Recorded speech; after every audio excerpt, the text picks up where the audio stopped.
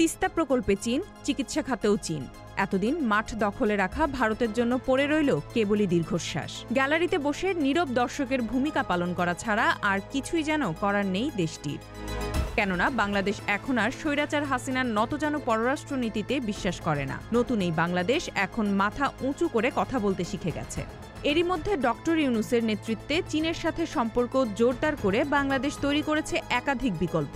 Doctor ইউনূসের চীন সফর এবং তিস্তা প্রকল্পে চীনের সম্পৃক্ততা দুদেশের সম্পর্কে নতুন মাত্রা যোগ করেছে। চীনের অংশগ্রহণে তিস্তা প্রকল্পের বাস্তবায়ন গতি ফিরে পাচ্ছে, যা বাংলাদেশের জন্য এক নতুন সম্ভাবনা সৃষ্টি করছে।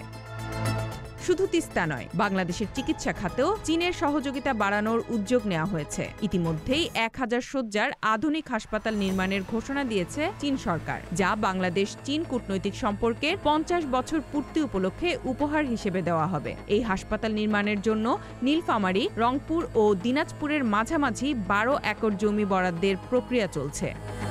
চীনের এই সম্পৃক্ততা ভারতের জন্য বড় চ্যালেঞ্জ তৈরি করছে বলে মনে করছেন বিশেষজ্ঞরা। এতদিন বাংলাদেশের উপর ভারত একচ্ছত্র প্রভাব বজায় রেখে এসেছে, কিন্তু এখন চীন তিস্তার মতো কৌশলগত প্রকল্পে সরাসরি হস্তক্ষেপ করায় দিল্লির পরিকল্পনা ভেস্তে যাচ্ছে। নেপাল ও ভুটানের মতো প্রতিবেশী দেশগুলোর সঙ্গেও ভারতের সম্পর্ক টানাপোড়েনের মধ্যে আছে, যা বাংলাদেশের জন্য সুযোগ তৈরি করেছে। Z news, Dhaka.